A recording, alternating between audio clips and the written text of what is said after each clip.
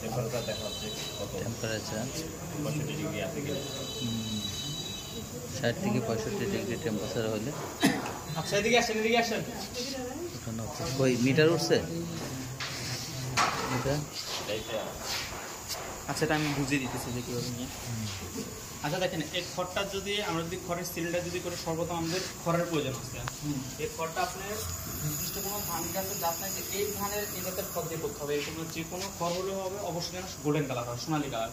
ওই খড়টা 1 থেকে 1.5 ইঞ্চি পরিমাণ কেটে নেবো, ঠিক এই সাইজটা। কাটার প্রয়োজন আমাদের নীল নেট দেখছেন না, ওটা দেখ নেওয়ার পর খাবারের করে তারপর খড়টা দিতে হবে, বেশি কোনোভাবে দেওয়া যাবে না। খড়টা দেওয়ার মূল উদ্দেশ্য হলো এখানে খড়টা জীবাণু মুক্ত। যদি 65 ডিগ্রি থেকে যদি পানিটা বেশি গরম হয় তাহলে জীবাণুর সাথে সাথে যেটা উপকার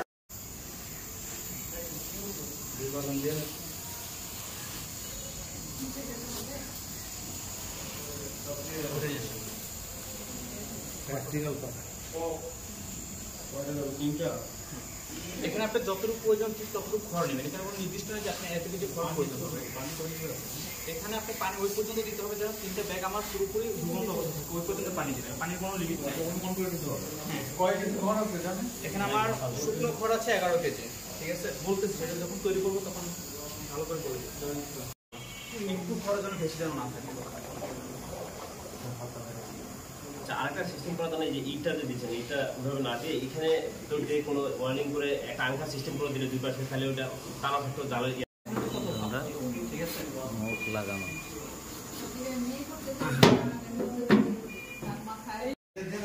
সকালবেলা দেওয়া হয়েছে খড়টা, তবে আজকে যে রোদ্রের যে তাপ, এই তাপে কিন্তু এখন আমাদের শুকায় না, ঠিক আছে। তো যদি শুকায় তাহলে আপনাদেরকে একদম হাতে কলমে করাতে হবে, বিশেষযুক্ত তো হলো না। আমি একটু দিয়ে দিচ্ছি, একটু ধরে দেখেন, এই থেকে আর একটু শুকাবে, ঠিক আছে। একটু মানে ভালো করে ধরে দেখবেন, এর থেকে আর একটু বেশি সময় শুকাবে, ঠিক আছে। সবাই একটু ধরে দেখবেন একটা।